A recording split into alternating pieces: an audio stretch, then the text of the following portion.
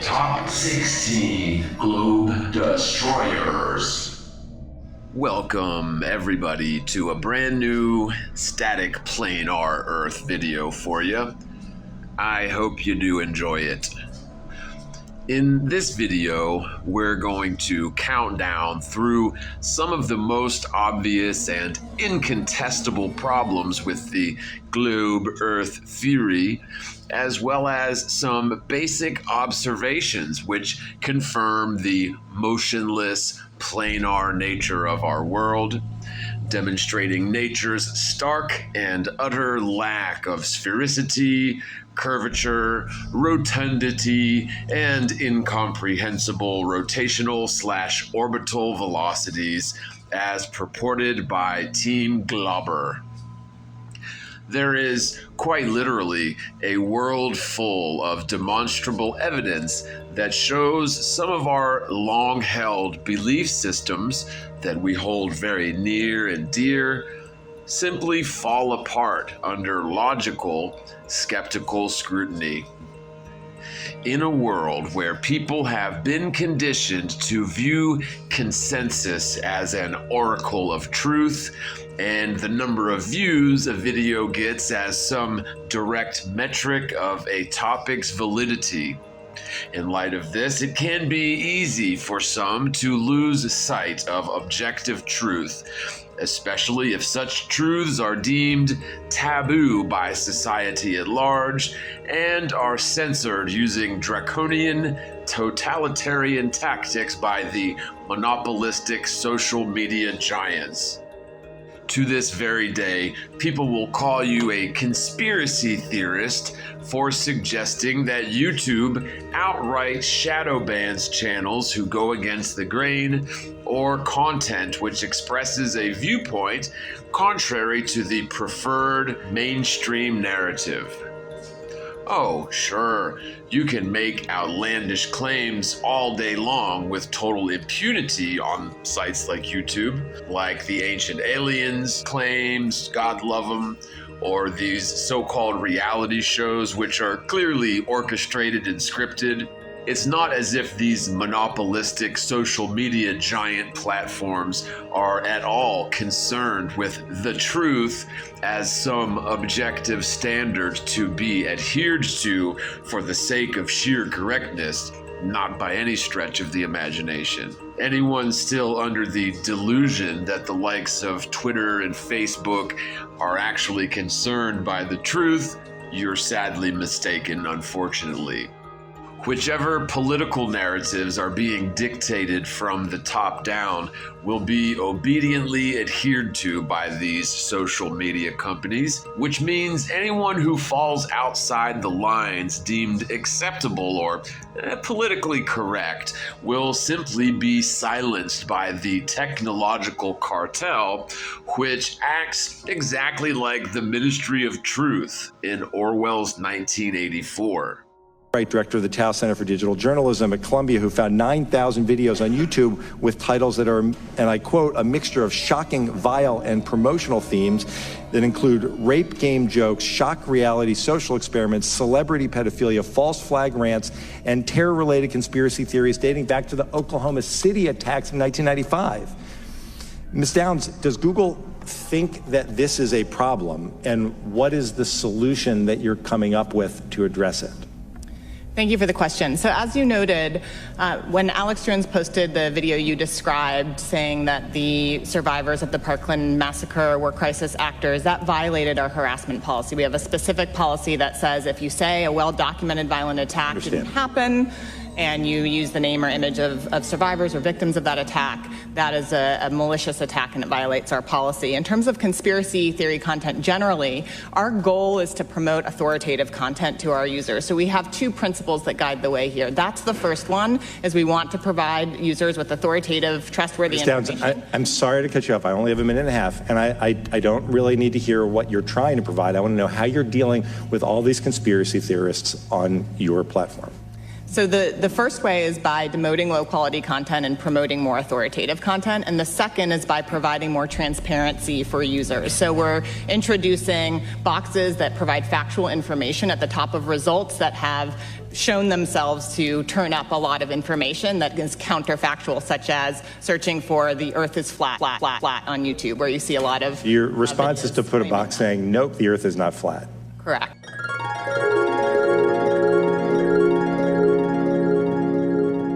So the first way is by demoting low-quality content and promoting more authoritative content. In light of this sort of blatant censorship and violation of our civil rights as content creators, being treated unfairly by any public platform for reasons of race, color, or creed, and creed means your beliefs, there's simply no arguing against the claim that is still often considered a conspiracy theory by Joe Normie to this very day.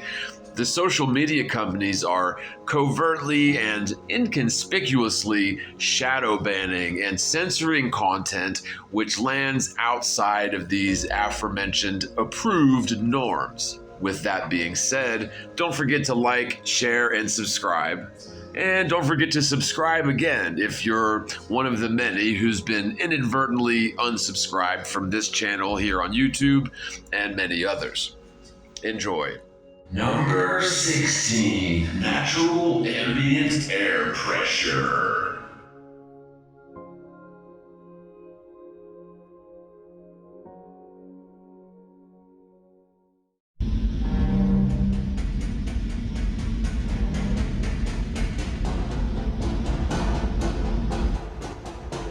President Scroob! Salute! Hail Scroob! Ship is too big. If I walk, the movie will be over. Sir. Yes. Oh! Never have that damn thing down in front of me. How do I know you're not making faces at me under that thing? President Scroob! Yes. There it is. Planet Druidia. Ah, Planet Druidia. And 10,000 years of fresh air. Ready, Kafka? Look, it's Spaceball 1. They've reached the air shield. And it's opening! How are they gonna get the air out? I don't see any hoses or anything.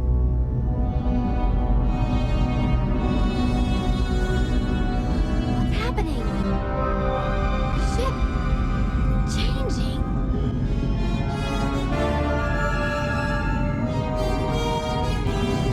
My gosh. It's not just a spaceship. It's a transformer. Changing into A gigantic... maid. With a vacuum cleaner. So that's how they're gonna get the air out.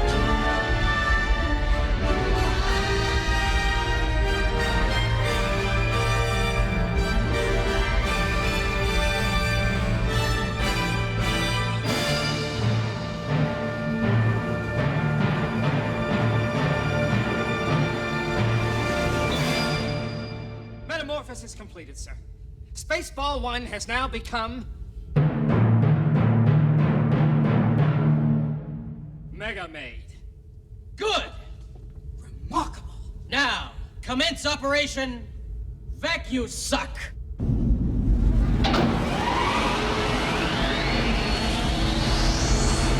Suck, suck, suck!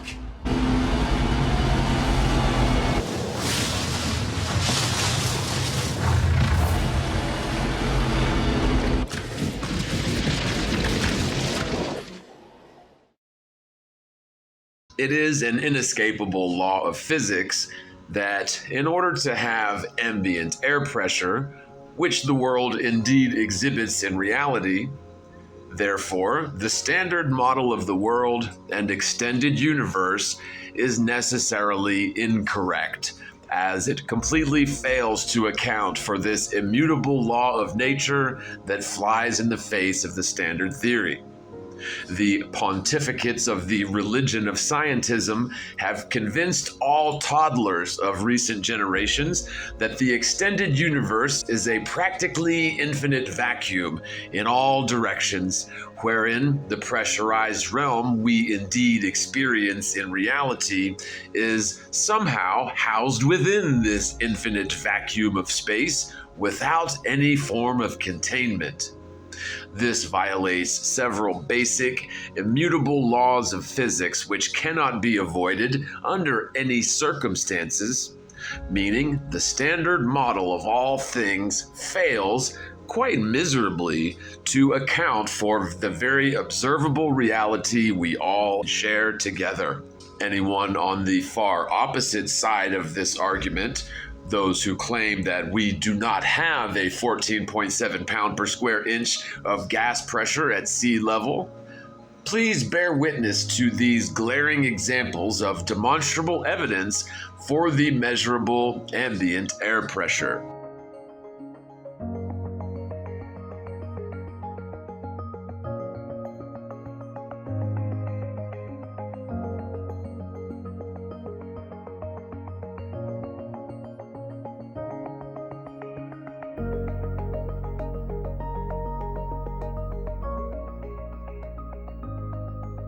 On an earlier program, I showed this when I talked about inertia, but I want to do this now because it is a demonstration of atmospheric pressure. You see, ladies and gentlemen and boys and girls, what I'm trying to do is not teach any physics in these recitations, but rather stir your interest by events which are dramatic for the soul.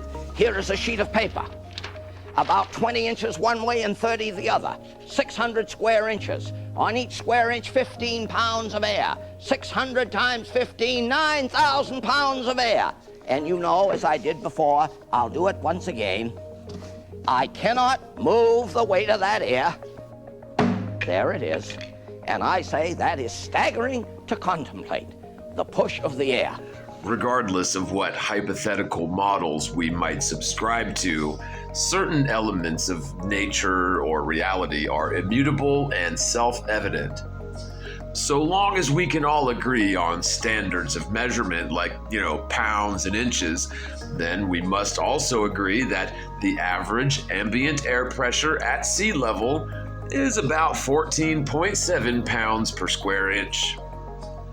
The fact that the world indeed possesses this measurable pressure conclusively debunks the heliocentric theory, wherein the world is suspended, unbonded-like, in the practically infinite vacuum of space without any containment. This violates several natural laws of thermodynamics, entropy, fluid dynamics. You simply cannot have gas pressure without some form of containment. You cannot have a pressurized area housed within some infinite vacuum without separation or containment.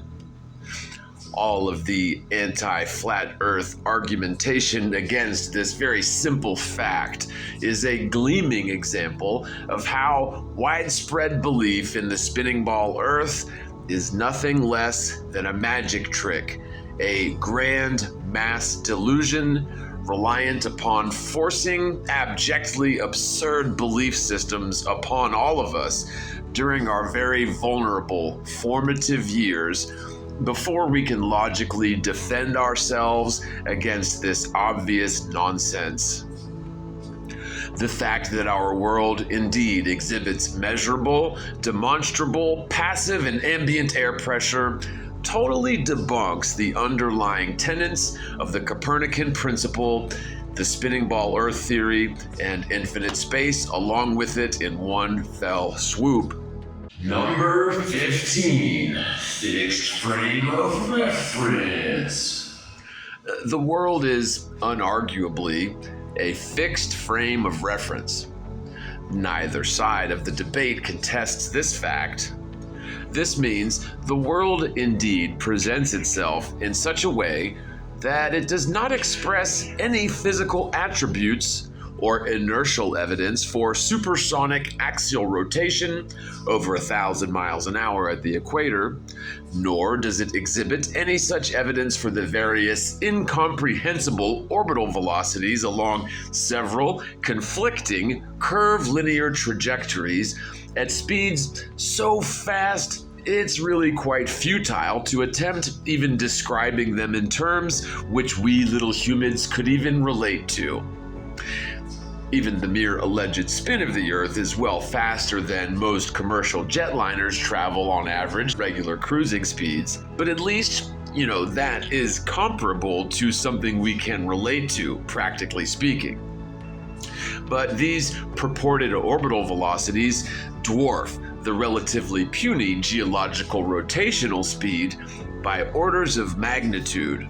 The ubiquitous religion of scientism claims the Earth orbits the Sun at 66600 or 66,600 miles an hour, while orbiting the so-called galactic center at a 60-degree angle to our ecliptic plane at speeds approaching 500,000 miles an hour, whilst tagging along with the galaxy as a whole at a velocity exceeding 1,000,000 miles an hour.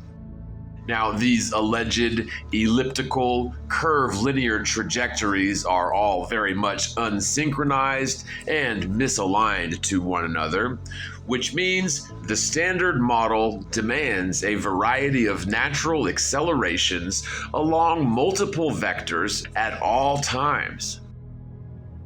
According to the ball Earth logic, no two moments would ever be alike in terms of the combination of ever-changing vectors and inertial relationships between the increasingly greater orbital trajectories, which are all misaligned to one another and are by no means synchronized in their respective timing or orientation.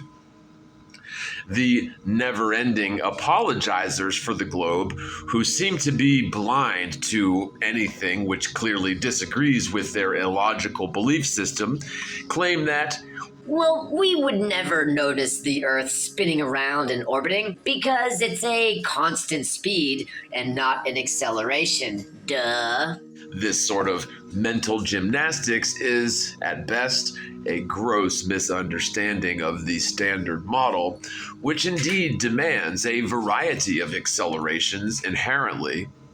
And they are at worst an outright lie, where certain immutable laws of nature and physics are cherry-picked and ignored whenever convenient to their narrative.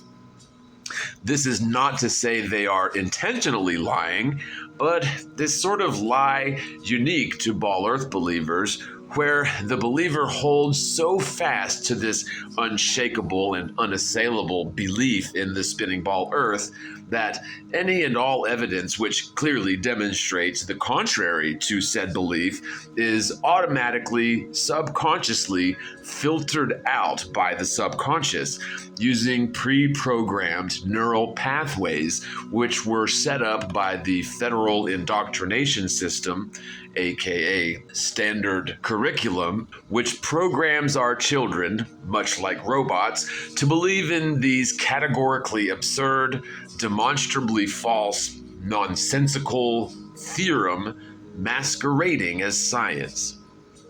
This might seem like willful ignorance or maybe even a calculated deception on the part of the average devout globber. Rather, it seems to be a sort of defense mechanism evoked by the subconscious mind when faced with this extreme form of cognitive dissonance related to an assault on our core beliefs. It is so very difficult for a healthy, sane, honest, and intelligent person to consider the mere possibility, even for argument's sake, that the world might actually be at rest, just as it obviously presents itself to be at rest. And so they will engage in an extraordinary form of mental gymnastics and theoretical acrobatics in order to preserve their long-held core belief system involving the spinning ball Earth and extended infinite space hypothesis.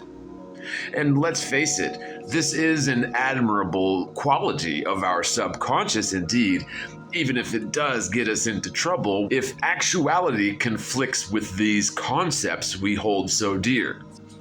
We really don't want to go around changing our core beliefs all willy-nilly, and so we should remember to be patient with people who have a difficult time coming to terms with this truth.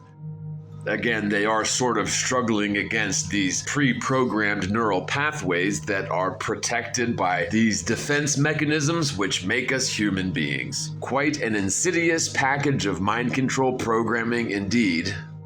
At the end of the day, the truth cannot be stuffed back into the bag like so many wild cats, and so eventually, once this particular truth goes through the natural phases of first being dismissed as nonsense, then violently opposed and contested, and finally accepted by even the casual observer as self-evident fact. I pray that this dawning of a system-wide common sense and a spirit of discernment will begin popping online across the board within our lifetimes. But in any case, at least we know that now the seeds of this truth have been planted into the future, and it's really just a matter of time before a critical mass is achieved and people once again utilize the amazing glop of meat between the ears where their brain is supposed to be. Number 14. Historical consistency and constancy of constellations.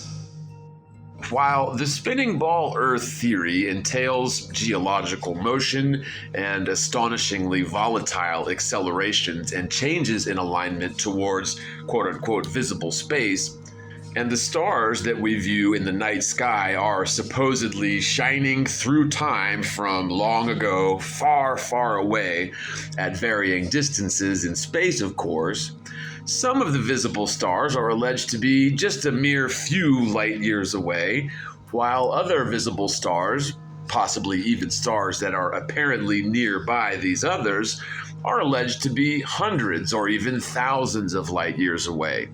A great disparity indeed in terms of the distance to visible stars, claimed by the hypothetical surrealists, aka the theoretical physicists. In spite of this alleged disparity in terms of the distance to the visible stars, no amount of major or minor stellar parallax has ever been documented.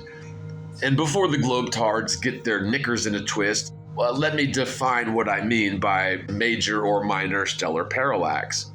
So there is this physical law which dictates that if you're in motion through space, objects which are closer to you will appear to move relative to your position much faster than objects which are relatively more distant. So like if you're driving down the highway and you can see, say, a fence nearby running parallel to the road, the fence posts will appear to just fly past the window, while the trees in the distance will apparently drift backwards ever so slowly, and then the skyscrapers far in the distant background will hardly move at all. You'll have to really pay attention to the skyscrapers for a few moments before you notice their apparent movement. The same sort of laws should apply to the stars, although on a much longer time scale, agreed. But the visible heavens, according to the heliocentric model, where the Earth is traveling through space, round the sun, round the galaxy, and ultimately hauling ass through the infinite cosmos, along with the Milky Way's chocolatey center, according to the very purported geometric layout of the standard model of the universe, you would absolutely expect to see permanent, sweeping changes in the relative position of the stars due to the immutable laws of nature described as parallax, as the world allegedly flies through space at these ludicrous, incomprehensible speeds, while the stars, too, also fly through space at similar velocities in any and all imaginable directions. In truth, all of the constellations have remained perfectly preserved in their relative positions throughout all of known history, since the ancients ascribed these recognizable shapes to the clusters of stars that we call the constellations. The utter lack of any and all permanent sweeping stellar parallax across all recorded history totally refutes the ball Earth theory / Copernican principle. Anyone who claims that the stars have at all whatsoever changed relative positions to one another is merely clinging to their belief in the Copernican universe, as no such parallax has ever been observed or documented as demanded by the heliocentric standard theory of all things. At the distances which the visible stars are claimed to be by the religion of scientism, it is granted that we shouldn't necessarily expect any sort of rapid parallax between stars of widely varied distances, as we do with the fence posts and skyscrapers.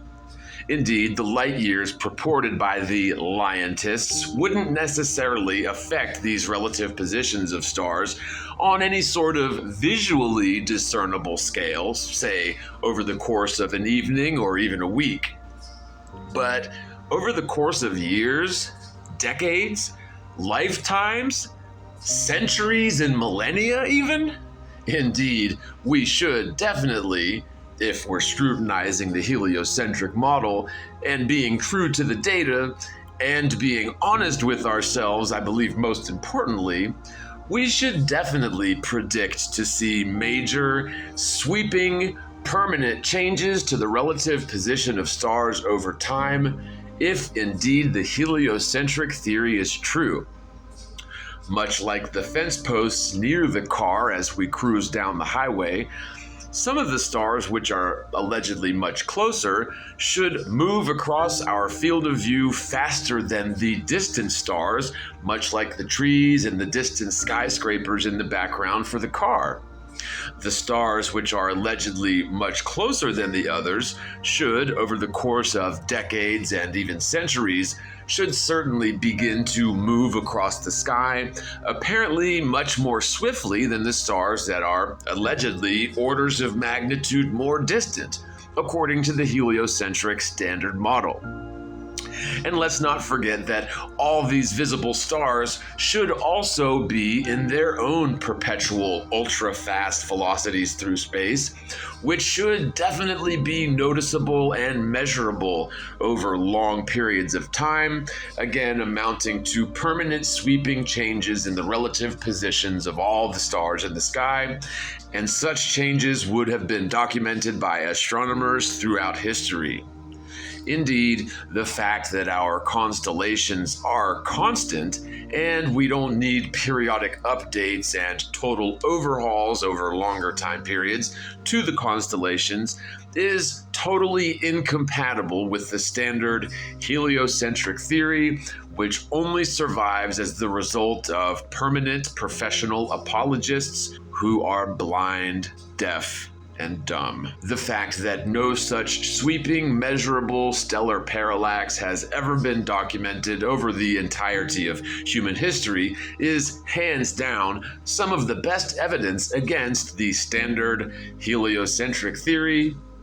And for those with eyes, let them see. Number 13. Polaris remains central to all the other stars. While we're on the topic of astronomy, let's move quickly over to Polaris, the North Star. Polaris is unique to all the other stars, for it is, for all intents and purposes, smack in the middle of the rotational axis of all the other stars. The heliocentric model entails some very basic, positive claims about the spinning sphere Earth and its dead-on balls alignment relationship with Polaris. Polaris's centrality is, of course, attributed to the world spinning upon its axis, wherein that axis is nearly perfectly aligned to point at Polaris. The accuracy of this alignment is absolutely amazing and shouldn't just be rushed past. Polaris is claimed to be literally quadrillions of miles away, many light years. But unlike any and all the other stars, you can point a telescope at Polaris, say tonight, and once you've got your telescope situated and locked into place, this telescope will remain pointed at Polaris in perpetuity, forever, without the need for any further calibration ever. This is a rather unbelievable fact when considered in the heliocentric model, where not only is Polaris so unimaginably distant, such a perfect alignment at random chance is extremely unlikely. But there's more than just Powerball jackpot levels of luck involved here. Indeed, a healthy dose of utter impossibility is due to the fact that our so-called axis of rotation is pointing at this arbitrary, wobbling direction depending on the time of year, as well as depending on the time of eon, and where we are in this 26,000 year cycle called axial precession. That is to say, it's claimed by scientists and theorists alike that the world is not just spinning on its axis like a giant cosmic dreidel, but it's also, as mentioned, supposedly orbiting the sun, orbiting the galaxy, flying through space with all the other stars, while all the other stars are also in their own unique motions too. The belief that we're actually experiencing all this motion and axial rotation in the previously described infinite space layout, while the North Pole star remains fixed in the same exact spot above the North Polar axis throughout all of recorded history, is just absolutely incompatible with the standard ball Earth theory.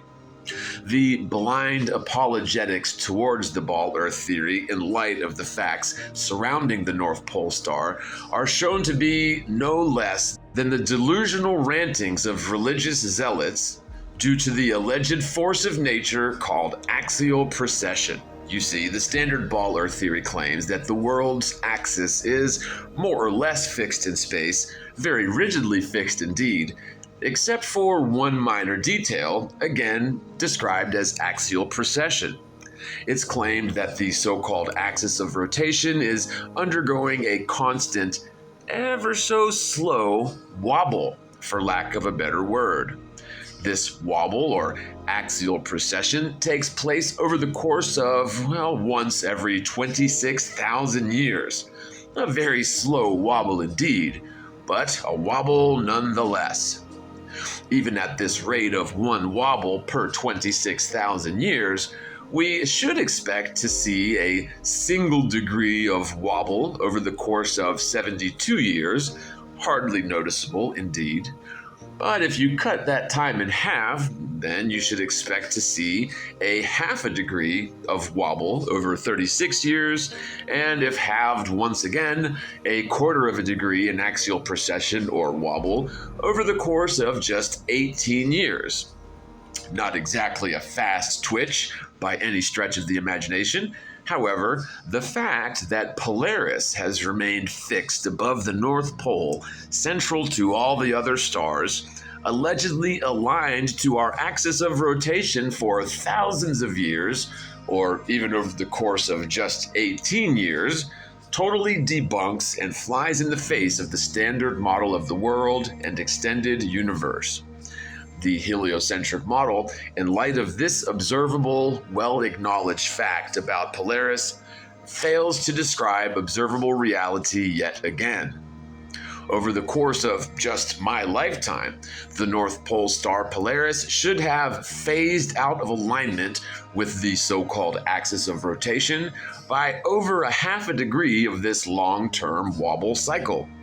If the standard model was indeed correct, which it evidently absolutely could not be.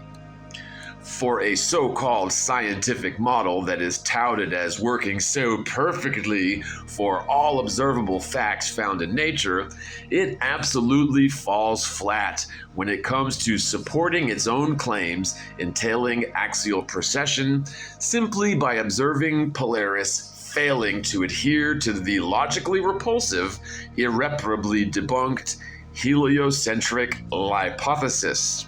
Number 12. Celestial navigation requires a flat Earth. The world is measured and navigated as flat, which is masterfully highlighted and showcased in this example of celestial navigation, which requires great triangles.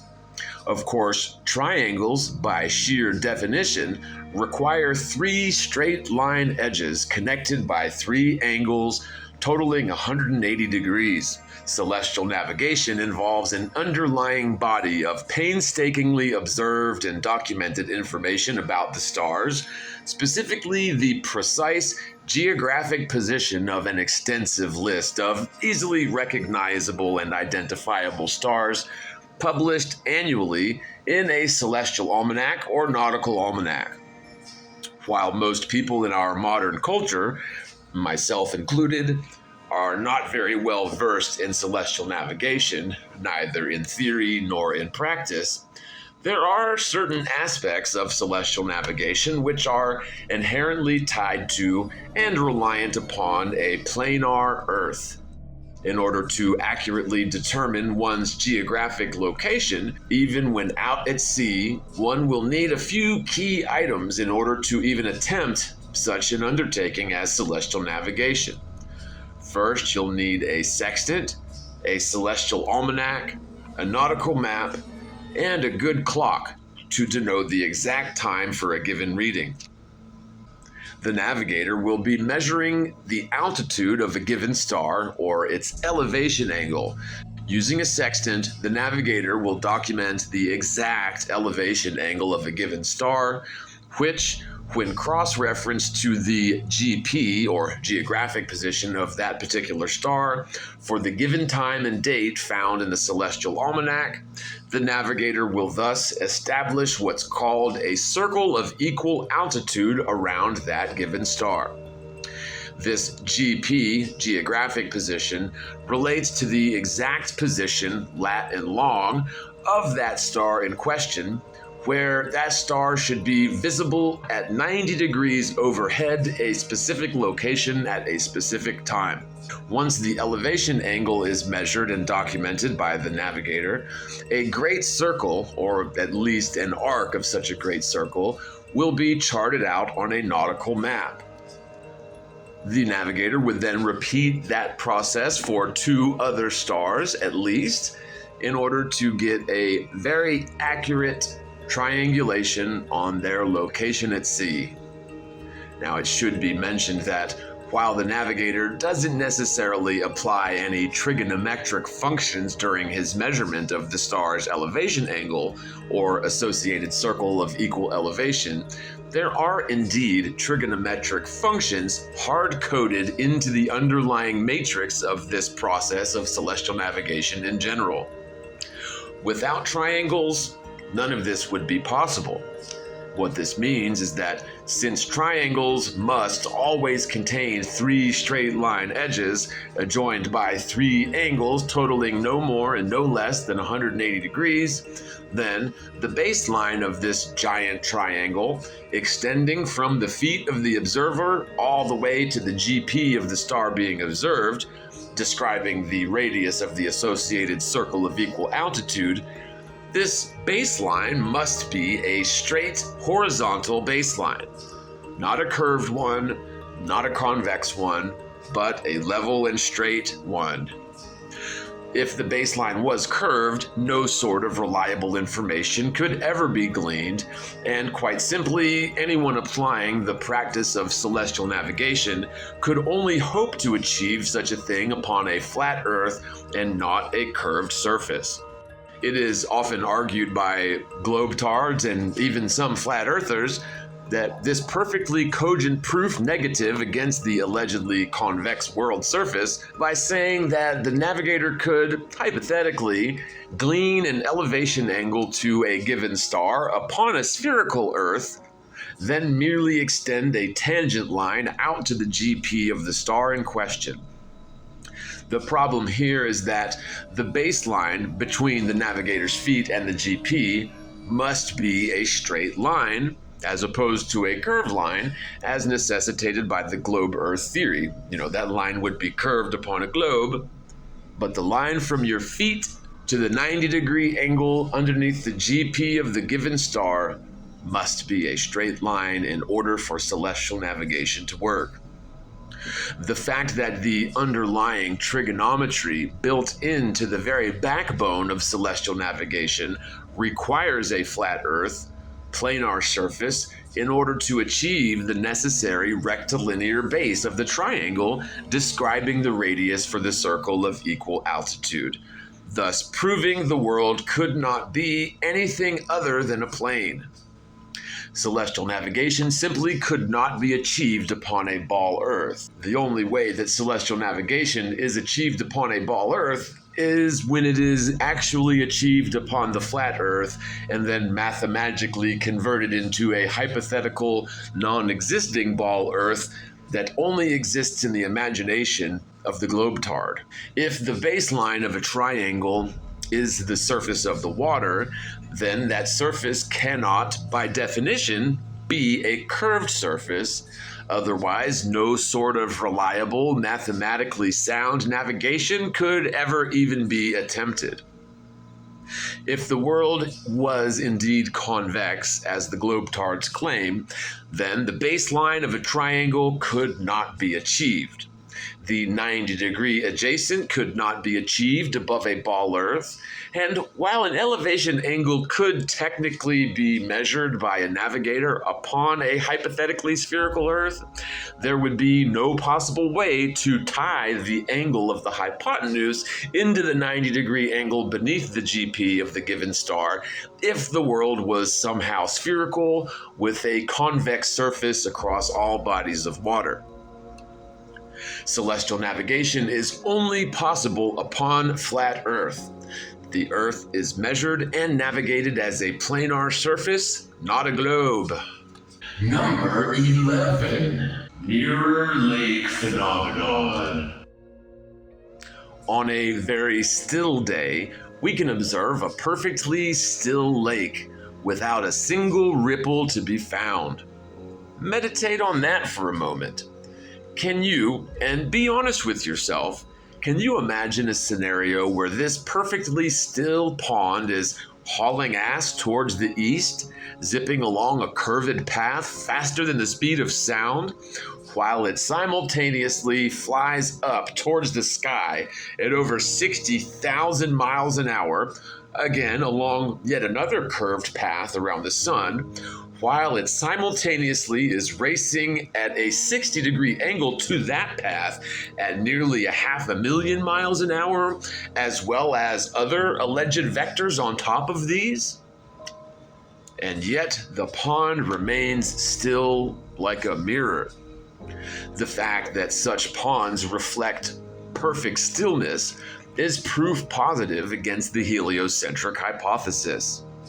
If you can possibly be honest with yourself as a rational adult, which worldview is the cockamamie conspiracy theory necessitating wild mental gymnastics and theoretical acrobatics?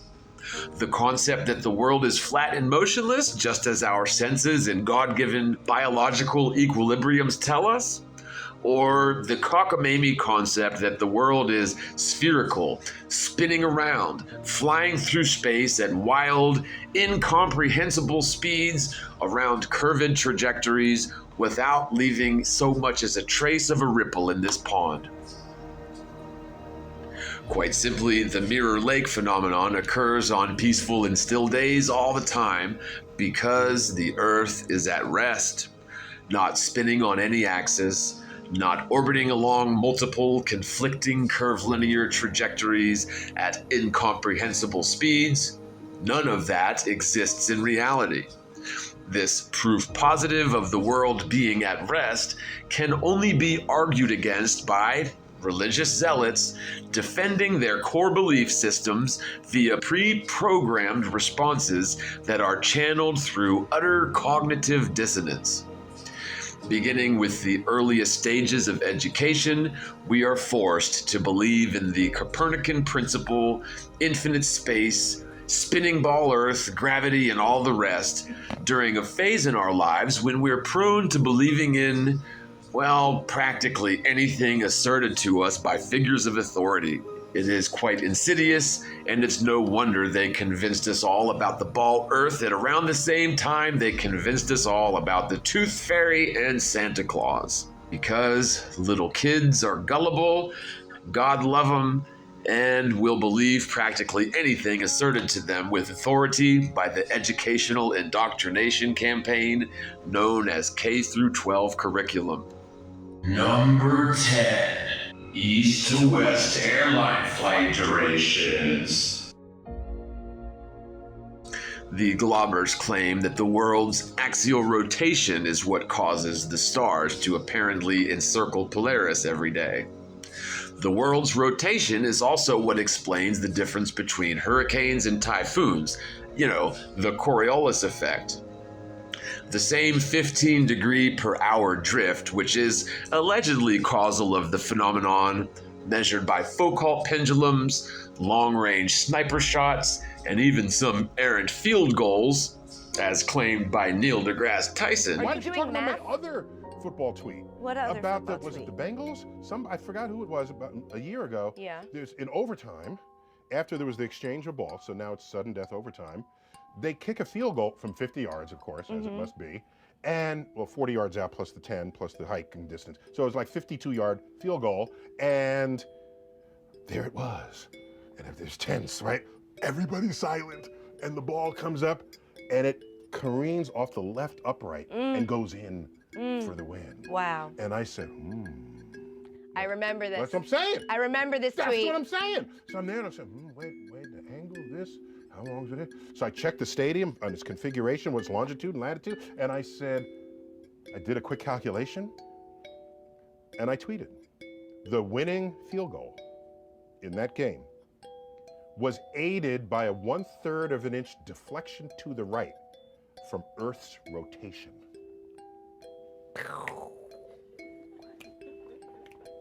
That is the nerdiest tweet I've ever heard in my life. Here's the thing. That's what I'm saying. I remember this tweet. That's what I'm saying.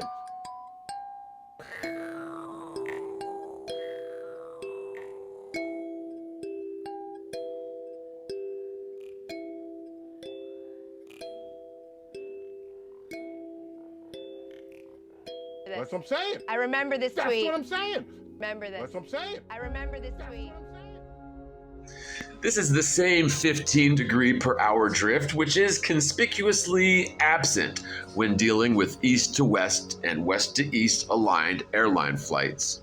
The supersonic axial rotation built into the ball Earth theory certainly should be measurable indeed.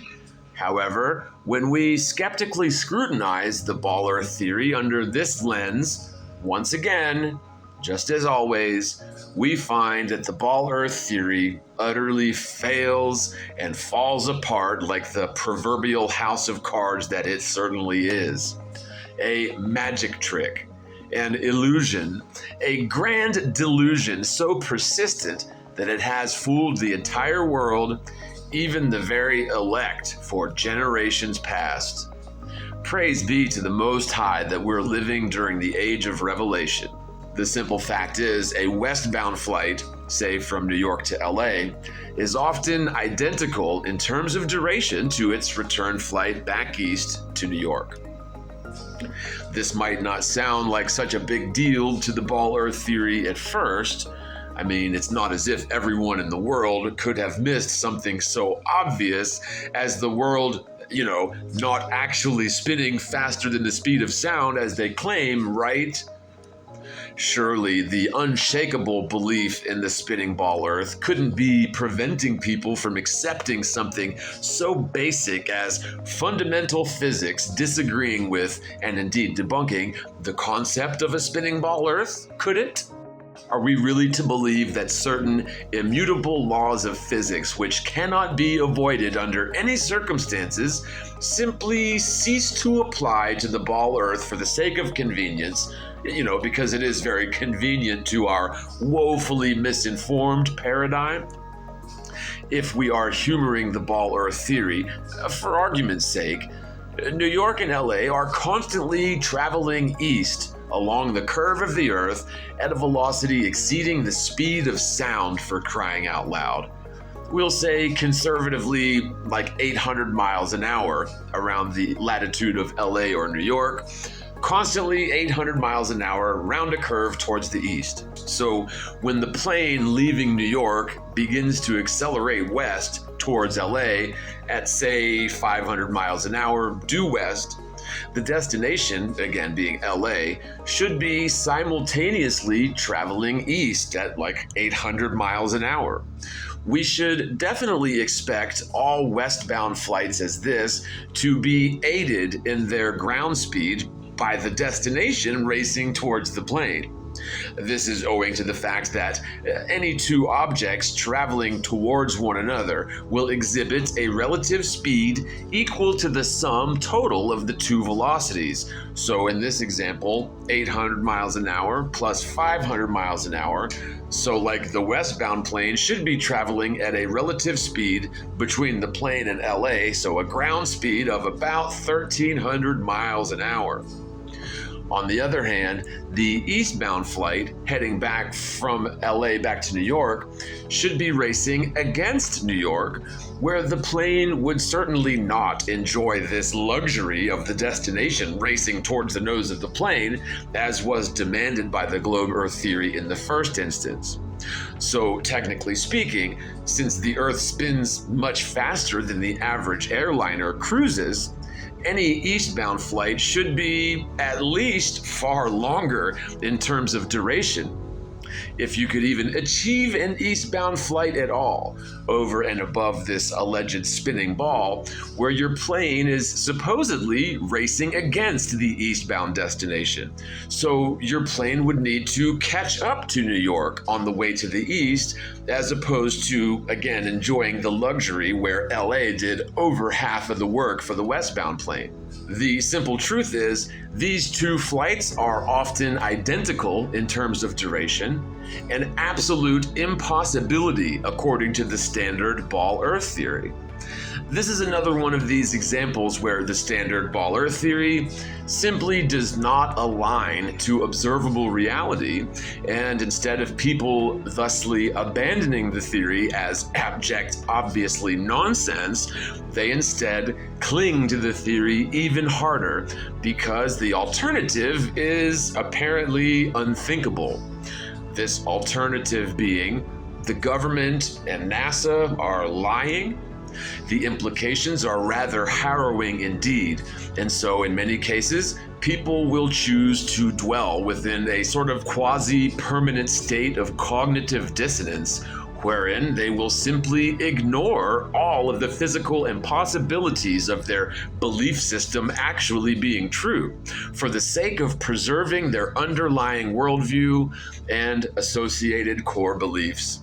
To hammer this point home, let's employ the old friend on a football field analogy, since apparently some of the globe Earth clingers didn't seem to understand this point on the last go-around, and this is a very important point to understand, as it indeed destroys the spinning globe completely.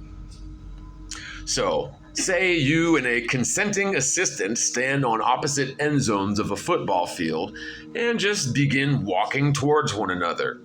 You would expect to meet your friend, somewhere near the 50-yard line every single time. No matter how many times anybody were to repeat such an exercise in basic physics, you will typically achieve an end result where the two of you will meet up in the middle, somewhere near the 50, every single time with very little room for variables. Now, if you repeat the same exercise, only this time, as you begin to walk towards the central 50-yard line, your friend instead begins jogging away from you in the opposite direction, away from the 50-yard line, and ultimately away from the opposing end zone altogether. You would simply never expect to meet your friend somewhere near the 50-yard line as you did in the first exercise.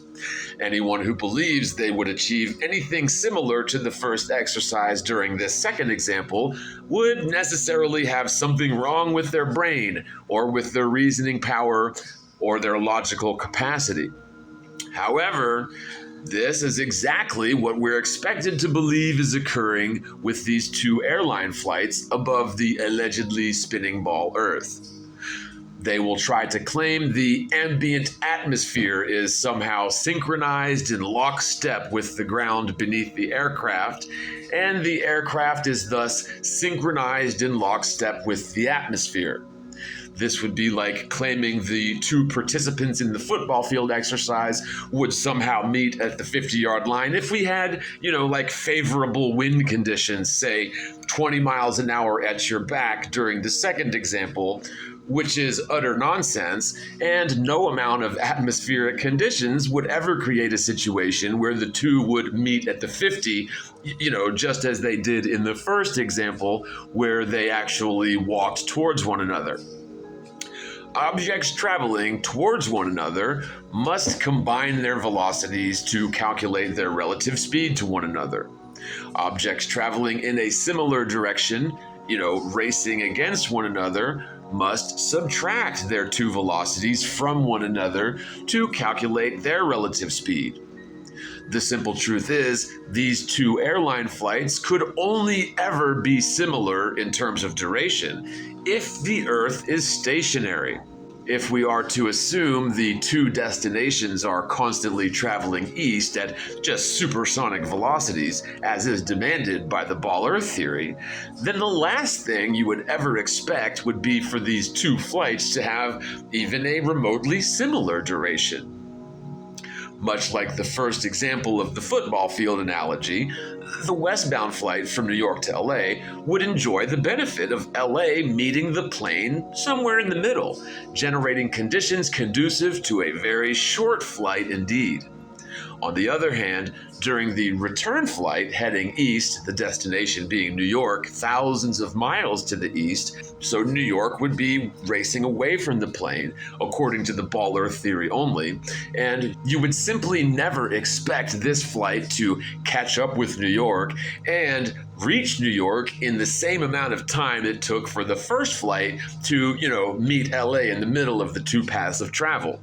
Indeed, two such flights would never be consistently even similar in duration if in fact the Earth and all destinations were constantly racing towards the east at supersonic velocities.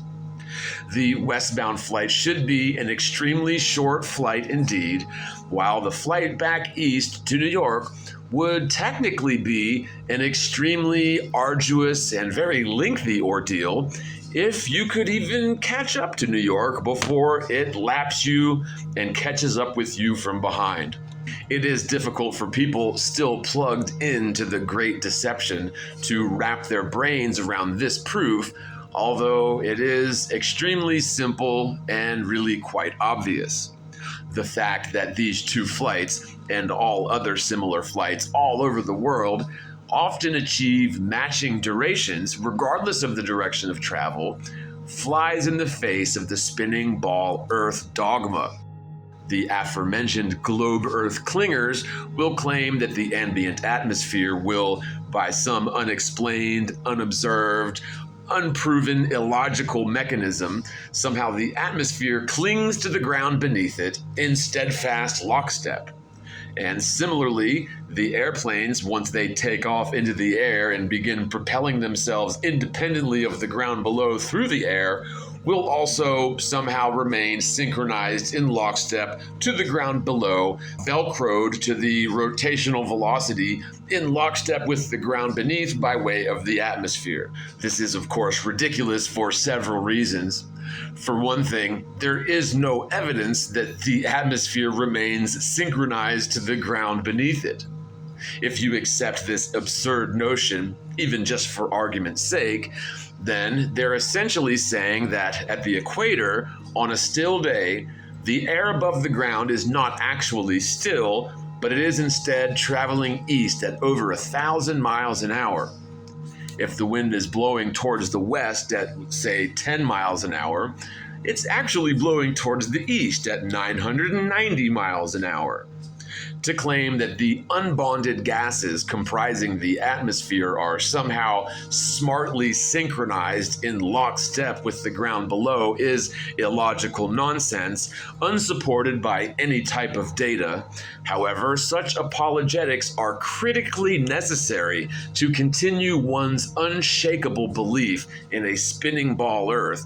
So, once again, the spinning ball Earth gets a free pass to circumvent yet another set of immutable, unavoidable physical laws of nature just because. Man, oh man, are people hypnotized by this giant blue ball. I personally don't understand the fascination. But it's by using this so-called logic that these globetards can perform the triple Lindy of hypothetical acrobatics to just explain away the fact that westbound flights should be routinely completed in at least half the time of their respective eastbound flights.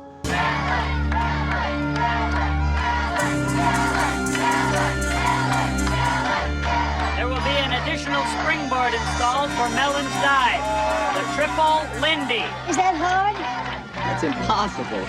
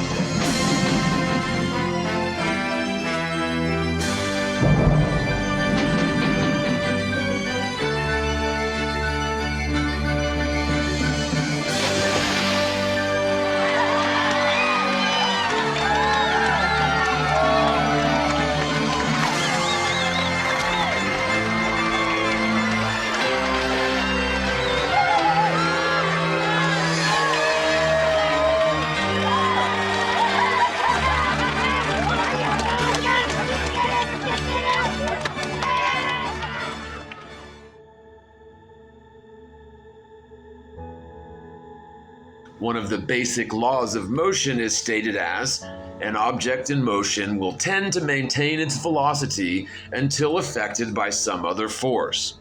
So if we can agree that the airplanes are racing towards the east at supersonic velocities before takeoff, once the tires leave the runway and the plane begins to accelerate independently of the ground below, the planes would simply not continue racing towards the east faster than the speed of sound after the plane has begun accelerating towards the west.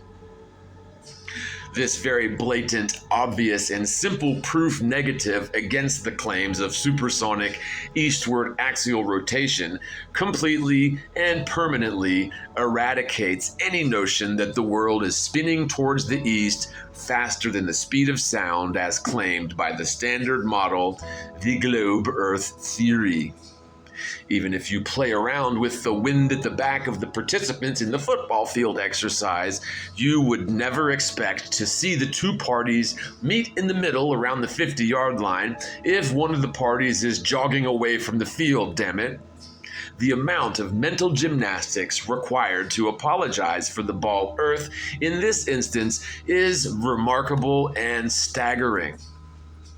Not only can we find direct evidence contradicting the prerequisite concept that the atmosphere is somehow synchronized in lockstep with the ground below, the underlying infrastructure needed to perform these theoretical acrobatics. But even if you grant that for argument's sake, it does not logically excuse the airplanes accelerating independently of the atmosphere and the ground below from obeying the aforementioned laws of motion, wherein an object in motion will only retain its momentum until affected by some other force. And of course, we can certainly consider several jet engines attached to the plane as some other force. Airliners are, of course, designed with aerodynamics in mind as a top priority. This means that they maximize thrust and minimize drag.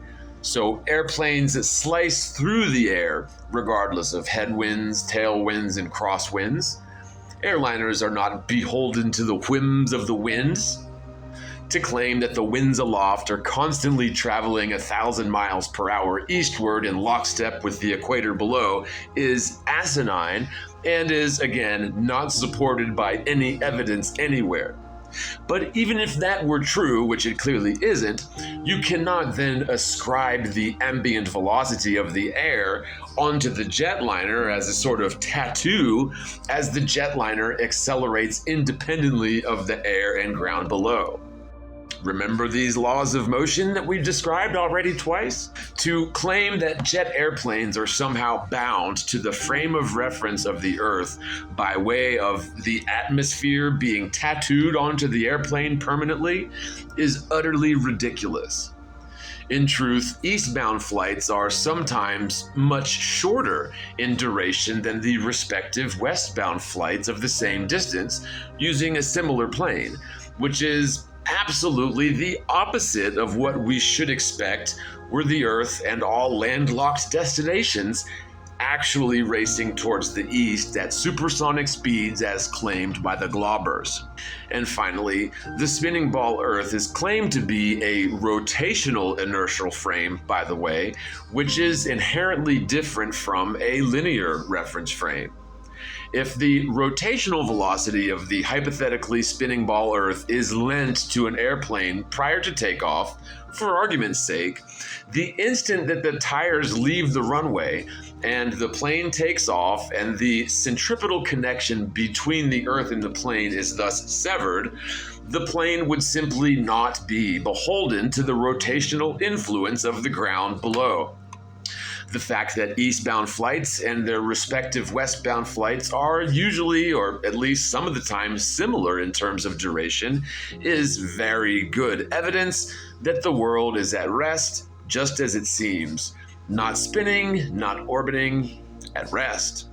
The apologetics against this basic logical proof negative against the ball Earth theory are illogical ravings of a society teeming with religious zealots indoctrinated in the cult of scientism, enacting the ball Earth programming which we have all been subjected to since our very formative years.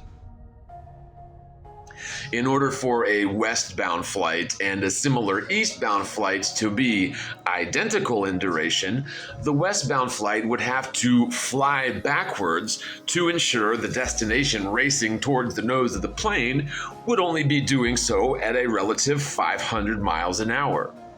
In order for the eastbound plane to actually travel 500 miles per hour relative to the destination on the ground, it would need to travel at the base speed of 800 miles an hour just to stand still relative to the destination being New York. Plus, it would need to travel another 500 miles per hour on top of that to ensure that the two durations of flight were similar. The only logical answer to this conundrum is the one which matches all observations and physical measurements and also falls neatly within the rules of Occam's razor.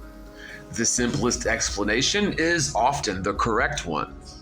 Ergo, The Earth is simply at rest and is not a spinning/orbiting space ball traversing the cosmos at hypersonic speeds as we spin around the curve of the Earth faster than sound. What nonsense that is, and yet the entire world has indeed been fooled by this powerful and persistent grand delusion. Number 9. The Black Swan. The ball Earth geometry demands certain carved in stone physical geometric phenomenon which must be present under all circumstances in order for the ball Earth theory to hold any water. Let's examine one such axiom through the lens of what is called the Black Swan argument to determine if the geological curvature or convexity of the extended surface of the world and its waters actually exists as they claim. The globe Earth is supposedly a nearly perfect ball. Sure, we have mountains and valleys, but from the, 10,000 foot view, the ball Earth is supposedly more perfectly spherical than a bowling ball, pound for pound. So like if you were to hypothetically expand a standard bowling ball to the approximate size of the ball Earth, the topography upon the bowling ball, which are merely little bumps and scrapes on the micro level, when expanded to the 25,000 mile circumference ball as claimed by globbers, then these minor imperfections and bumps on the bowling ball would be more obvious than the deepest rivers and tallest mountains on the Earth. And the surface of the water, of course, is going to be a perfect indicator of the Earth's profile. So, if the Earth be a ball, then the surface of extended bodies of water would be practically perfectly convex at a very distinct and measurable rate. And of course, if it's flat, then the same water surface will be perfectly level. Across many square miles of water, the sea level is going to be the perfect indicator of whether the surface is convex and curved, resulting in an overall sphere, or contrarily, it is perfectly level and flat, resulting in an extended plane. Only one can be true. If we observe and measure reality, we must find either one or the other. Either a planar level surface to extended bodies of water, or a curved convex surface to the same. If the surface of water is measured as level and flat, then we could not possibly be dealing with a ball under any circumstances. Given the geometry of a ball with a spherical radius just shy of 4,000 miles and a circumference just shy of 25,000 miles, a few rules of thumb can be described in order to set up a framework to determine whether vast surfaces of water possess and exhibit the necessary curvature to result in such a sphere. So, on a sphere with the given dimensions, the geometric horizon can be no further than 1.225 miles multiplied by the square root of the observer's height in feet. If the geometric horizon is shown to be further than this distance prescribed by the ball Earth geometry, then the ball Earth is thus debunked by simple observation. In the flat Earth reality, the horizon is by no means a physical, actual location, but is instead merely an apparent location where the surface of the land or water appears to meet with the sky above. Of course, there's not actually some location on the ground where the sky meets with the ground, but this is, of course, an optical illusion which is only possible upon a practically infinite plane. The operation of perspective, if applied to a large spherical world, would simply never produce the results that we observe in reality, where the ground level continuously appears to rise higher and higher towards the level of the eye until the point where it meets with the sky. Were the Earth actually a ball, where the distant surface of the land or water physically is dropping lower and lower proportionally with distance, there's no possible scenario where this ground level could rise and meet with the eye indefinitely far from the vantage point of an ant or a hot air balloon or an airplane or a weather balloon. We can clearly see the world is not vertically descending lower and lower as distance from an observer is increased.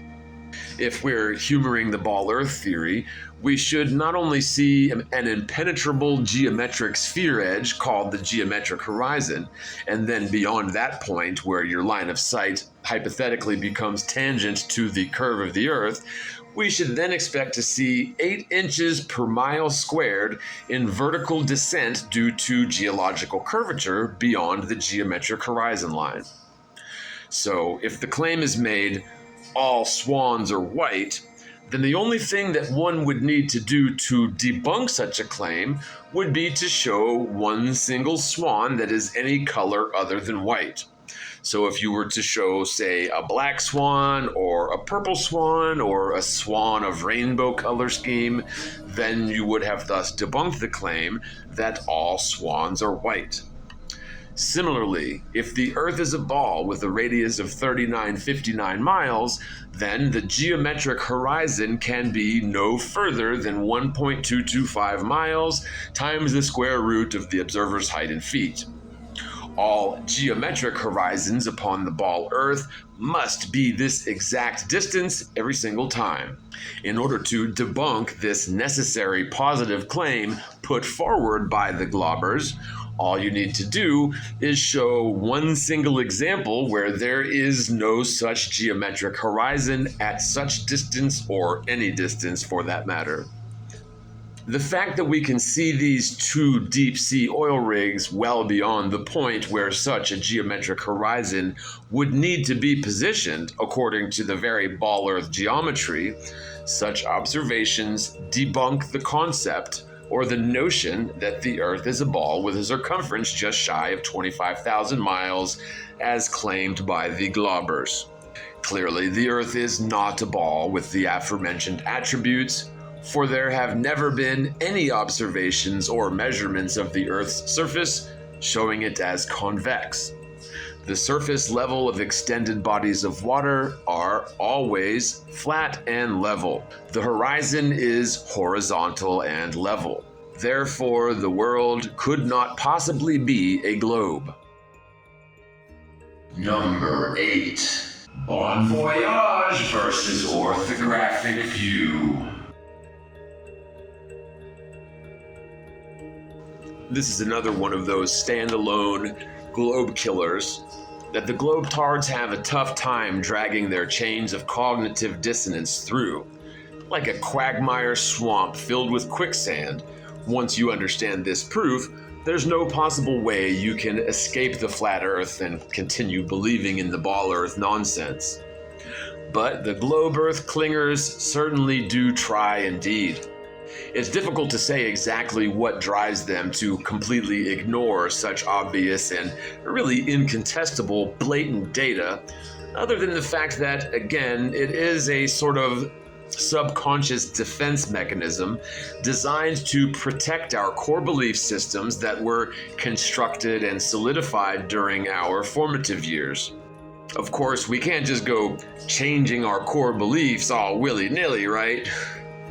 So the globbers love to present the Bon Voyage ship, disappearing beyond the horizon, hull first and mast last, as proof positive of the globe Earth's sphericity, and even an alleged example of this geometric horizon, right?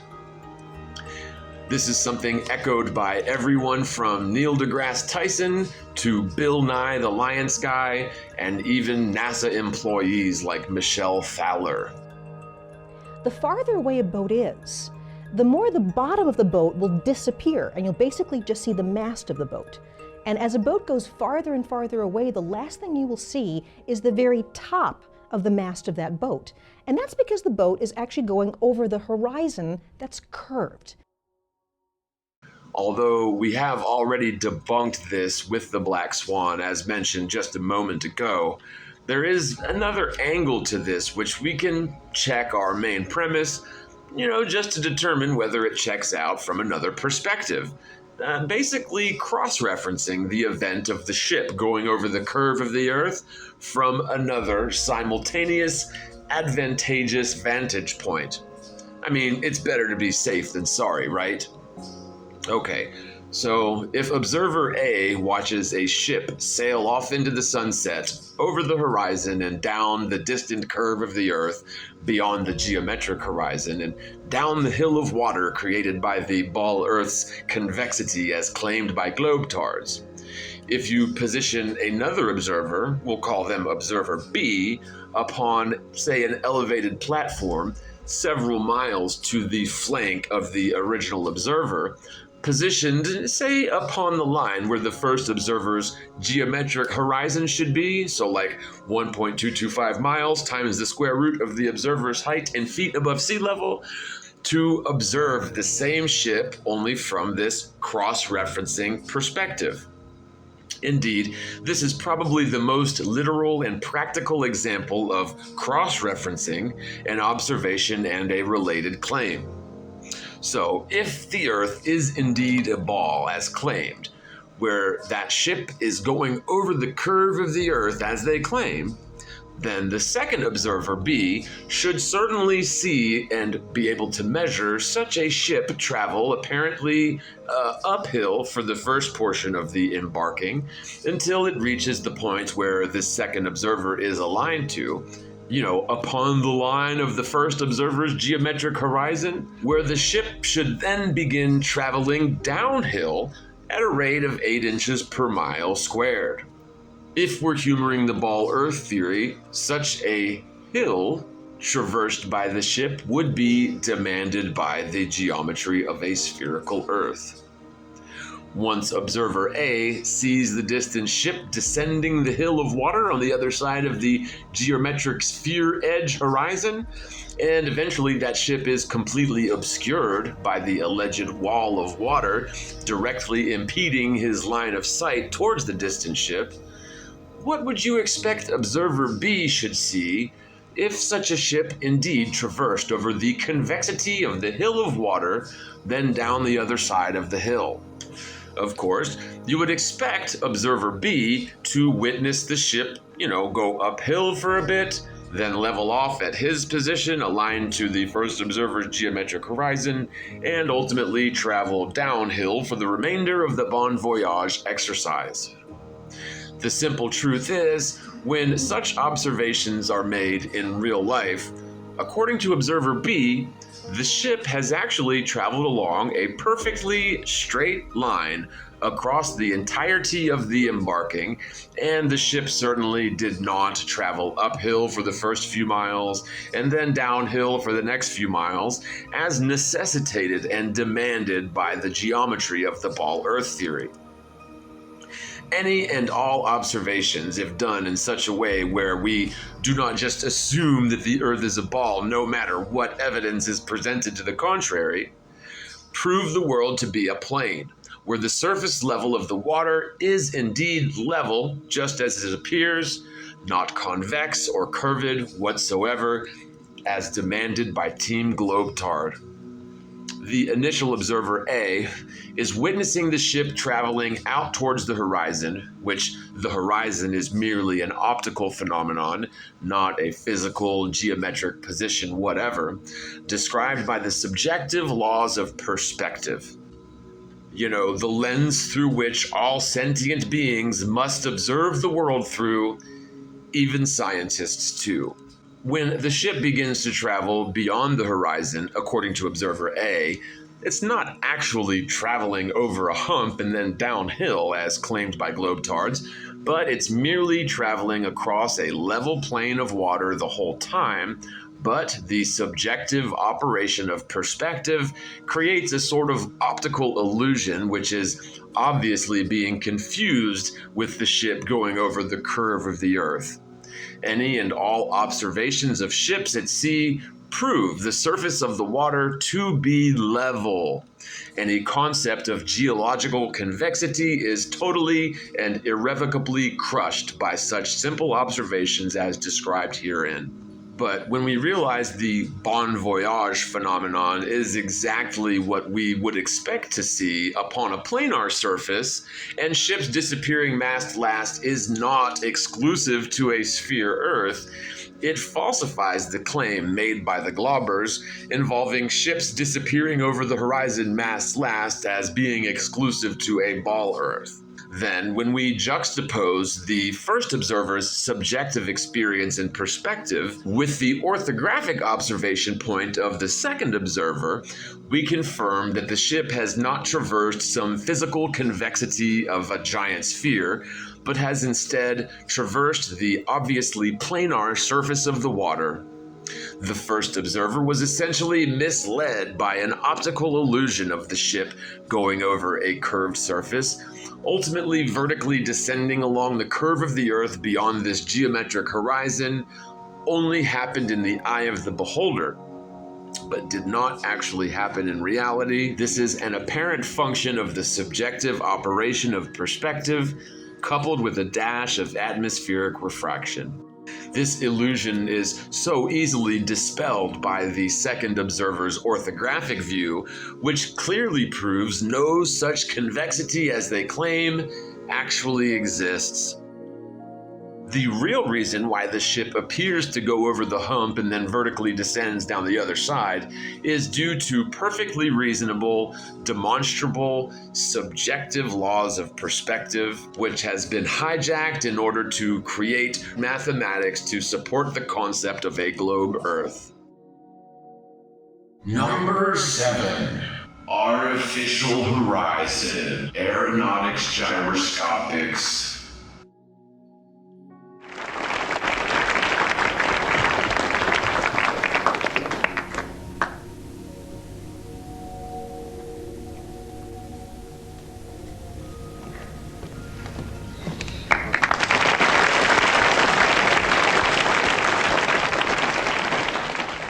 It was, for me, representative of the way we divide our science into physics, chemistry, biology, and then we take one of those, like physics, and we divide it into heat, light, sound, electricity, and magnetism, then we subdivide that, and so on. Now, some of these heads of the Jabberwock are really laws of physics, I suppose, for me, and some of them look into mirrors and see their own reflections, and they then think there are more of their kind than there really are. The same can probably, from an engineering point of view, be said about the so-called fundamental particles. They try to coexist with each other.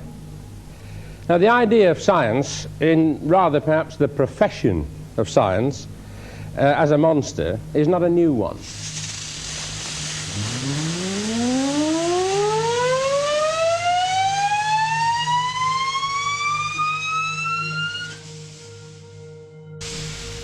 Now, if you'll come round there and ready to catch it when I lift the weight, next time round it's coming off.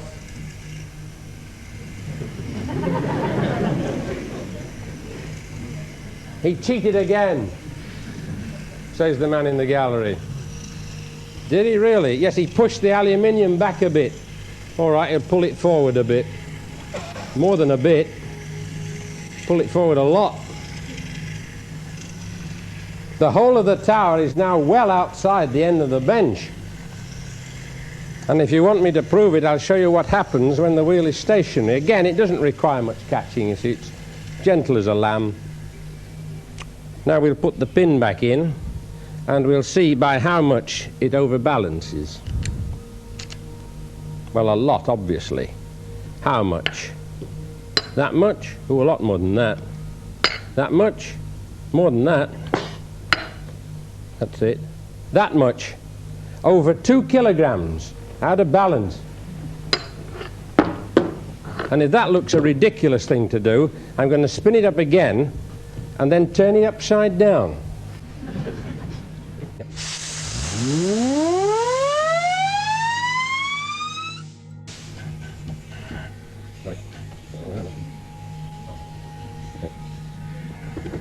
What a brute to take upside down. Very much. Yep.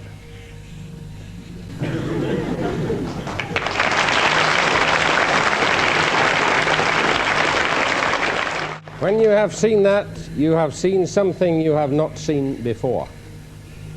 Again, there was the same out of balance, 2 kilograms. It's a bit difficult when the thing doesn't float, but it's right this way. How is it this way? It's about it. It gives you a general guide as to where the pivot point is. Right, I'll spin her up. When he hands this one to me, it's quite a handful. It has a mind of its own, and you want to turn it round, it says it wants to go back.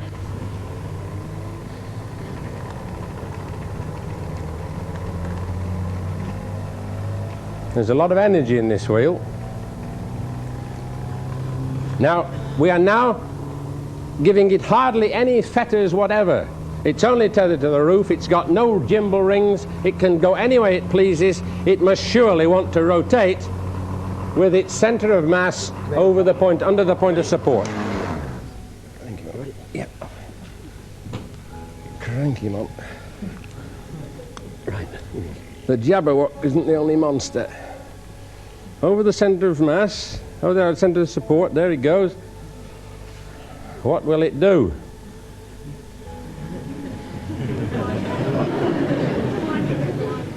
"2001, A Space Odyssey." No less. And he's going to show you his feats of strength.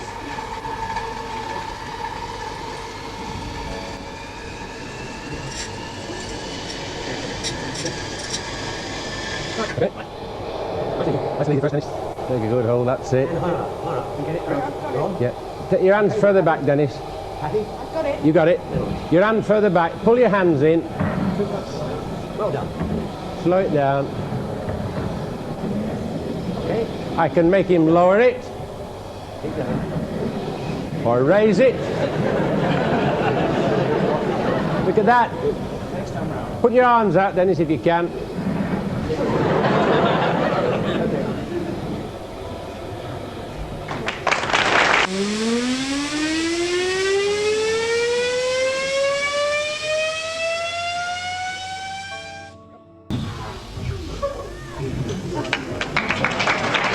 Moving back to airline flights for this next globe destroyer, when an airplane is traveling along at cruising speeds, they are flying straight and level. If the Earth was indeed a sphere, then an airplane flying straight and level would necessarily be gaining altitude passively. If the flight path is actually straight and level, such a path of travel would be tangent to the curve of the Earth. And so, for an airplane to maintain a consistent level above a globe Earth, then the plane would need to constantly angle its nose downwards, adhering to a curved trajectory, mimicking the convexity of the ground far below.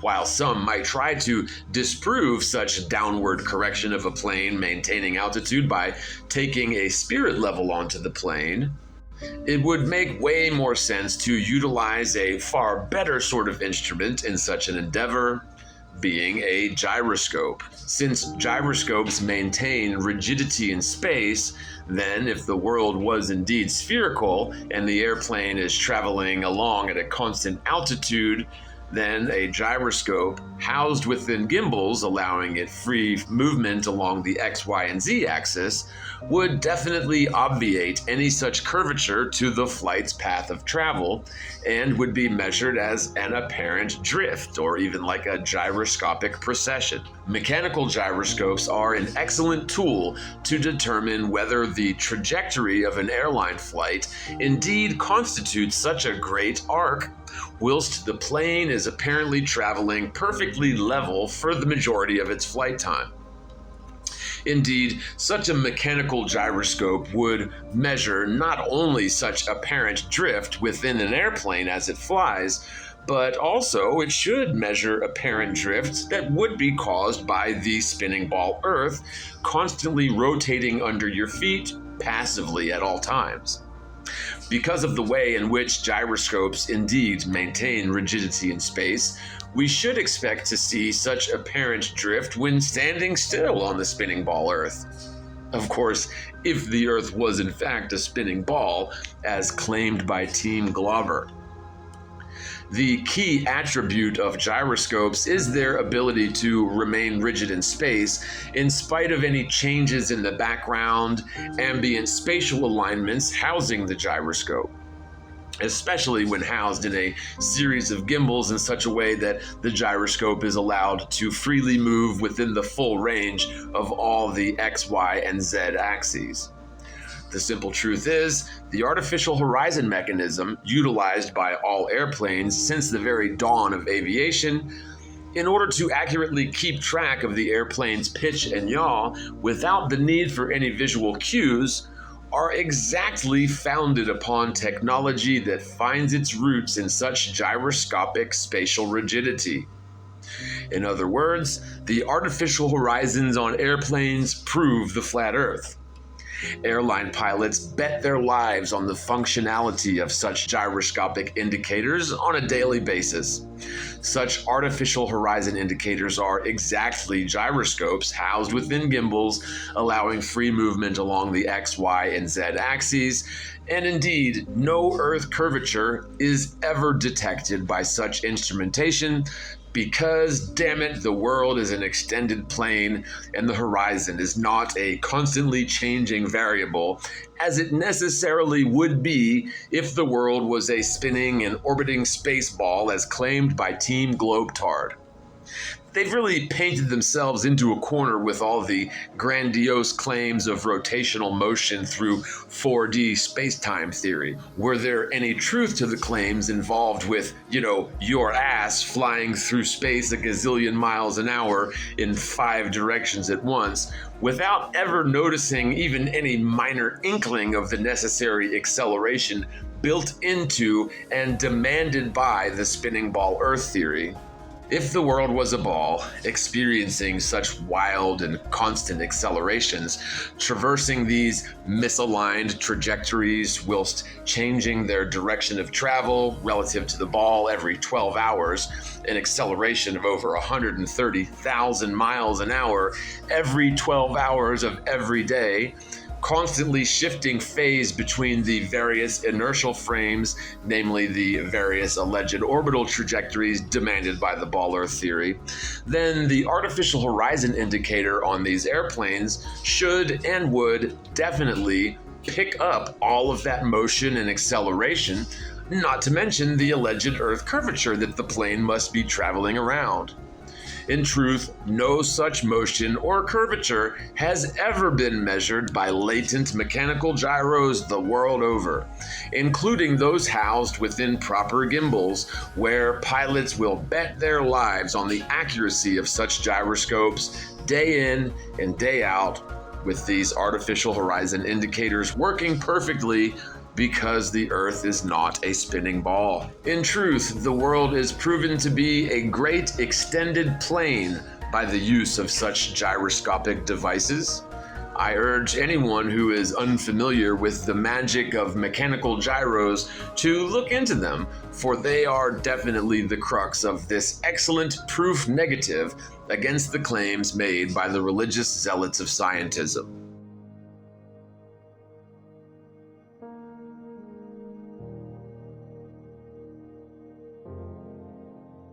Number 6, SVVS, Seasonal Variance of Visible Space. According to the ball Earth theory, visible space should be a rather arbitrary direction, depending on the time of season, especially when dealing with equatorial or tropical stars. So the stars in the far north or far south wouldn't be affected so much by this problem here, wouldn't be affected as heavily as the stars that are aligned to the equatorial and even the extended tropical areas. So certain stars overhead the greater tropical areas and beyond should only be visible for a limited time each year. Once the Earth travels around the Sun over the course of 6 months, it should totally swap the direction defining visible space by 180 degrees. We should find many, many instances of stars which are exclusive to and only visible during the summer, and other stars which are, conversely, exclusive to the winter. Naturally, there should be stars overhead the greater tropical areas, which are exclusive to spring, and others that are exclusive to autumn, opposite spring. In fact, no such stars and constellations behave as such. The heliocentric theory and relevant geometry demand that observable reality behave in this very predictable manner. Since reality does not behave as such, we simply cannot continue believing in the heliocentric model. The simple fact of the matter is, all of the stars of the zodiac are visible from somewhere on Earth all night long and all year long. We simply do not observe these necessary constellations that should be exclusive to a given season, which is absolutely demanded by the ball Earth geometry. Since we cannot observe the stars during the daytime, the stars overhead the tropical areas during the summer would be clear on the opposite end of the universe during the winter, 6 months later. If we're humoring the standard heliocentric model, the fact that we do not observe such seasonal exclusive stars and constellations categorically debunks the heliocentric model. Once again, the standard model fails to account for basic observable reality. The globe, quite frankly, is dead in light of these basic observations which anyone can repeat and verify. Anyone who claims the standard heliocentric model works perfectly and explains all known observations is blind. Not blind of the eyes, but blind of the mind. They are simply incapable of recognizing patterns which conflict with their unassailable belief in a spinning ball Earth housed within the theory of infinite space-time. These very basic geometric impossibilities begin to stack up quite heavily against the globe Earth theory, so potently the only possible way that a person can maintain their belief in the spinning ball Earth beyond this point is by becoming purposefully obtuse as a sort of last-ditch defense mechanism to continue their cognitive dissonance perpetually.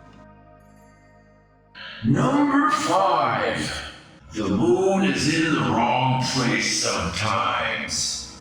Continuing with a similar vein involving these same principles of SVVS at its core, the moon is yet another shining example of where the standard globe Earth theory fails to account for observable reality. If we're humoring the official standard model of the world and all things according to capital S scientism, the moon's phases are a very accurate indicator of where the moon should be physically positioned according to the ball Earth model. If you believe in the ball Earth, then you must believe that the full moon would be positioned opposite the sun, according to an observer on the Earth. The no moon and crescent moon phases would be on the same side of the Earth as the sun, according to an observer on Earth. And so the full moon should be strictly on the night side of the Earth, while the crescent moon phases should be strictly and exclusively aligned to the day side of the Earth. The half moon phases would be situated on the flanks of the ball Earth relative to the sun, according to an observer on the Earth. So this means we should have very specific and predictable day and night conditions depending on the phases of the moon. And quite simply, once again, the ball Earth theory fails to account for this portion of observable reality. There are countless examples which anyone can observe and verify where the full moon has been visible many hours after sunrise during broad daylight hours, many hours before sunset, traversing its regular course across the ecliptic plane, and this is, quite frankly, absolutely incompatible with the ball Earth theory. Similarly, the crescent moon phases have often been observed through the middle of the night, many hours after sunset, many hours before sunrise, traveling its regular course across the ecliptic plane, an observation completely at odds with the geometry demanded by the ball Earth. The crescent moon phases should be exclusively aligned to the day side of the Earth. Globe Earth clingers will argue against these basic points by first refusing to understand the geometry I'm describing. They will simply proclaim that such observations of the moon are perfectly feasible within the ball Earth theory, in spite of the fact that that statement is obviously wrong. When an observer on the hypothetical ball Earth is standing on the night side of the Earth, there's no possible way he could ever hope to achieve a line of sight towards the crescent moon, which is supposed to be situated clear on the opposite side of the ball, hundreds of thousands of miles underfoot. They will claim that it must be a situation where the tilt of the Earth, coupled with the moon's alleged orbital offset to the ecliptic plane, might create certain conditions conducive to getting a line of sight towards the moon over the north side of the ball, again due to the axial tilt being in the local summer position, and the moon's orbital offset could simultaneously place it north of the ecliptic plane. However, unless you were standing well within the Arctic Circle, such a line of sight would still be impossible. Other than that, so like maybe if you're standing at the North Pole, for a globetard to make such a claim about the full moon being visible in broad daylight because of the tilt of the Earth, allowing a line of sight, over the top of the ball towards the moon on the other side of the ball, 250,000 miles underneath your feet, according to the globetards, this is all just nonsense, because we do not see the full moon during broad daylight way off to the north. We see the moon traverse its regular path of travel along the ecliptic plane, as it always does, more or less. Any notion that you can see the back side of a beach ball because you tilt the damn thing a few degrees is blind. Again, not blind of the eyes, but blind of the mind. When an observer is on the day side of the logically repulsive hypothetical ball Earth, there is no possible way that he could ever hope to achieve a line of sight towards the fully lit moon, which should necessarily be strictly and exclusively aligned to the night side of the Earth. I will not claim to understand the mechanisms behind the moon's phases, nor its physical makeup or actual distance or velocity, but I will tell you for 100% certain that it could not be the orbiting satellite flying around the Earth as we orbit the Sun, as claimed by the Standard Model.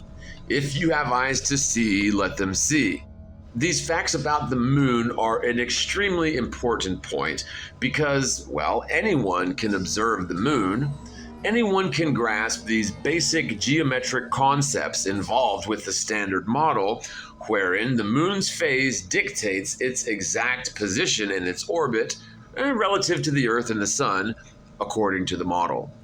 If you can possibly be honest with yourself and try to understand this simple concept, it is yet another absolute globe Earth destroyer. Number 4.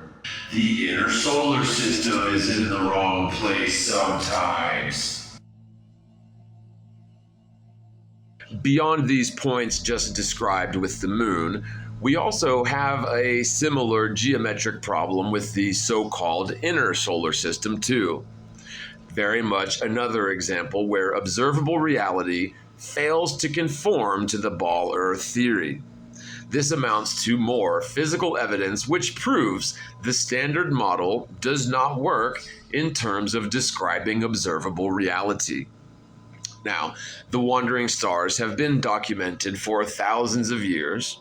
The so-called planets, also known as the wandering stars, are so named due to their behavior, unique to the other background stars, which are stationary relative to one another. But these wandering stars indeed travel across the background stars independently of one another, and over long periods of time ascribe rather beautiful sacred geometric patterns through the sky over time. The two planets comprising the so-called inner solar system, Mercury and Venus, provide us with an absolutely excellent proof negative against the heliocentric theory. First and foremost, the inner solar system should always be aligned to the day side of the Earth. So we'll take Venus, for example, here, although the exact same things could be said about Mercury. So the first rule to mention about the so-called inner solar system is that these wandering stars, again, Mercury and Venus, should only ever be aligned to the day side of the Earth, according to the very globe Earth theory that we're humoring here for the sake of argument. While these two planets orbit the sun on a tighter track than the Earth is supposedly orbiting the sun upon, then we can safely assert that there's really no possible way that we should expect to get a line of sight towards the inner solar system and towards the sun after the sun has set, right? Okay, so during the twilight hours, sure, the ball Earth geometry allows for the potential of a line of sight towards the inner solar system for a limited time until the observer on the hypothetical ball Earth travels too far around to the night side of the Earth, where the line of sight would become tangent to the curve and no potential line of sight exists to the inner solar system. When Venus is closest to the Earth, according to the model, it would be like new Venus, or not lit at all by the sun, according to an observer on the Earth. So we would never hope to catch a glimpse of Venus when it's at its closest, since it would be not lit, and besides, it would be on the day side of the Earth, and we all know that you can't observe the heavens during the day, for the sapphire blue sky prevents the lights of the heavens from reaching our eye. On the other hand, when Venus is supposedly fully lit, it would be clear on the opposite side of the sun, millions and millions of miles past the sun, also, of course, aligned to the day side of the Earth, but literally behind the sun. This is really quite an amazing thing, considering fully lit Venus has often been observed hours after sunset, a geometric impossibility upon the ball. The only chance that we might have to get a line of sight towards Venus would be when it's on the flanks of the sun, so like half-lit Venus, according to an observer on the Earth. Again, humoring the ball Earth theory for argument's sake, of course. So during these twilight hours, maybe we could have a chance to catch a fleeting glimpse of a half-lit Venus or Mercury, according to the very geometry demanded by the ball Earth theory. But to view fully lit Venus or Mercury after sunset? Not a chance. And really, such observations are absolutely incompatible with the ball Earth geometry. Yet another globe killer.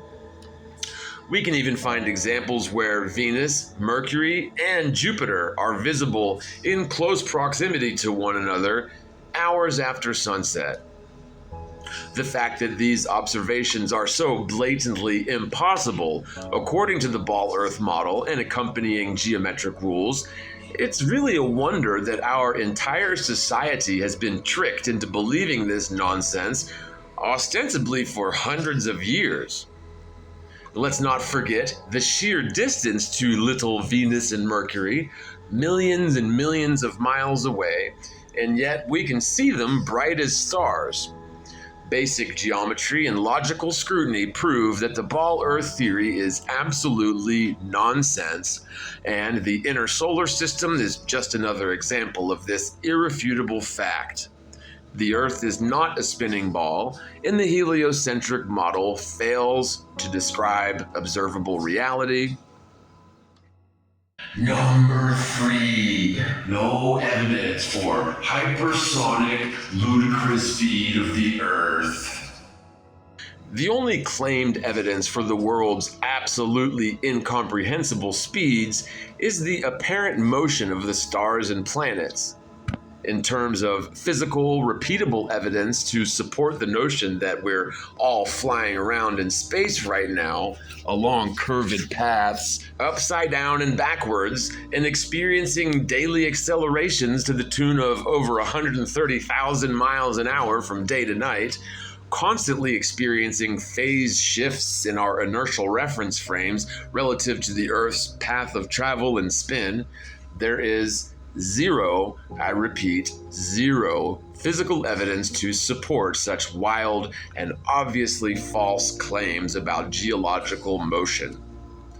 The stars appear to rotate around Polaris, and that's it. Surely we could just as easily suppose that it's the stars in motion above a motionless Earth, assuming the stars are even physical objects in motion whatsoever. It's really quite unnecessary for me, or any flat earther for that matter, to provide a detailed explanation for what the stars are, or their distance from the ground, or their actual velocity through space.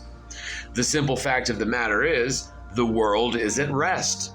Any hypersonic, ludicrous motions of the Earth through space would necessarily leave behind obvious, measurable evidence of this geological motion, centrifugal force, and wildly variable traces of acceleration due to the ever-changing inertial relationship between the Earth's path of travel, compounded by the spin, compounded by the other greater orbital trajectories up to and including the so-called galactic frame of reference.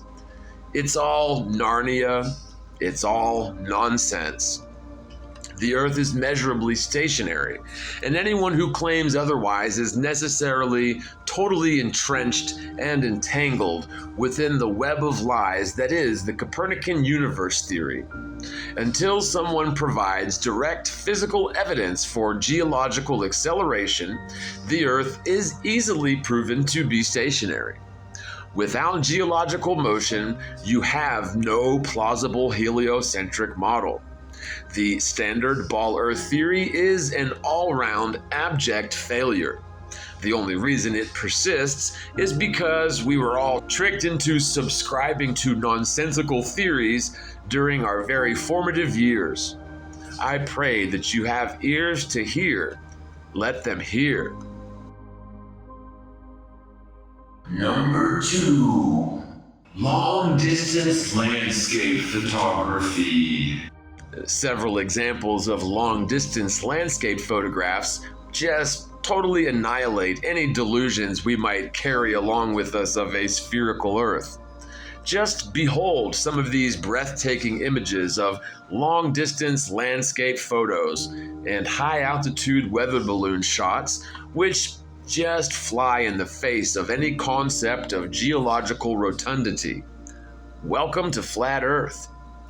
Whether we're dealing with the Chicago skyline from over 50 miles away, or the Bar Desicrins Mountains from over 270 miles away, or the extremely distant horizons as captured by high-altitude weather balloons some 20 miles in altitude, we can clearly see that the necessary curvature demanded by the ball Earth theory simply does not exist. The globe Earth clingers try to claim that it is the magic of standard refraction which causes the spherical Earth to intelligently and perhaps even deviously present itself to us as an extended planar surface. Number 1. The fisheye lens phenomenon. Ball Earth claims curvature can be found by high-altitude balloons, and then they switch to attacking the positive claims often erroneously made by a flat earther in defense of the fisheye lens phenomenon. So, like, high-altitude balloons don't necessarily prove flat Earth, so much as they definitely refute the claims by Team Glauber, historically purported to show this elusive curvature from the vantage point of high-altitude weather balloons.